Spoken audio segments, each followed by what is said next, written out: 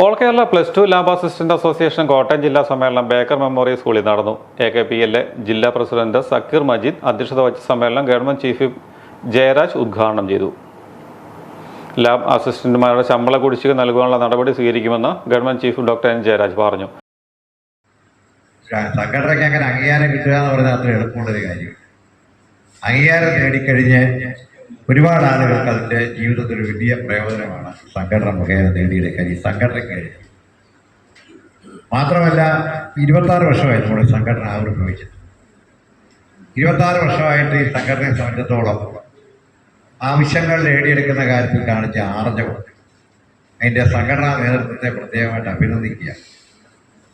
അംഗീകാരം നേടിയെടുത്ത മഹത്തരമായൊരു കൃത്യം തന്നെയായിരുന്നു. അതിനുശേഷം നമുക്കറിയാം പിന്നീട് വന്ന ഏറ്റവും വലിയ പ്രശ്നം നമ്മുടെ സ്പെഷ്യൽ റൂൾസ് ആയ വിരമിക്കുന്ന ലാബ് അസിസ്റ്റന്റുമാരെ മെമന്റോ നൽകി ആദരിച്ചു. സംസ്ഥാന പ്രസിഡന്റ് ജോൺ സി ജേക്കബ് മുഖ്യപ്രഭാഷണം നടത്തി. Higher secondary regional deputy director VGPN, സംസ്ഥാന general secretary Sumesh Kanjiram, school principal Shibu Thomas, John Abraham, Manoj Kumar, KK Santhosh Kumar, Lino K. Francis, Ajith Samuel, Sajan Tharayil, Rajan Kuriakose, Peter B. Joseph, Rahul Mattakara തുടങ്ങിയവർ പ്രസംഗിച്ചു.